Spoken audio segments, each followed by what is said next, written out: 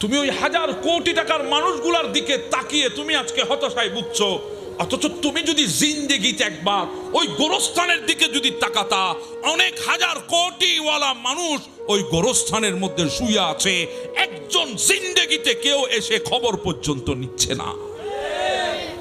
দুনিয়া বড় স্বার্থপর, যতক্ষণ আছে ততক্ষণ।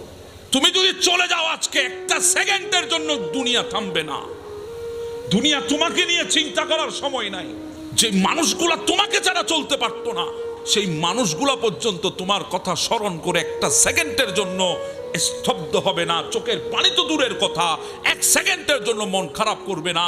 যেই মানুষটা তোমাকে না দেখে থাকতে পারতো না, ওই মানুষটা মৃত্যুর পরে তোমার কবরের পাশে এসে একটা ঘন্টাও কাটাবে না। তুমি সেই স্বার্থপর দুনিয়ার জন্য সব করতে চাও, সেই স্বার্থপর দুনিয়ায় না পেলে তুমি হতাশ হয়ে যাও।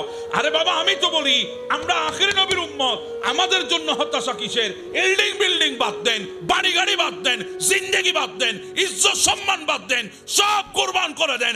একটা নিয়ামত আল্লাহ আমাদেরকে দিয়েছে, যেই নিয়ামত আদম থেকে ঈসা কোন নবীর উম্মতকে দেয় নাই। সেই নিয়ামত হচ্ছে আল্লাহ আমাদেরকে আখিরি নবীর উম্মত বানিয়েছে, আখিরি নবীর উম্মত।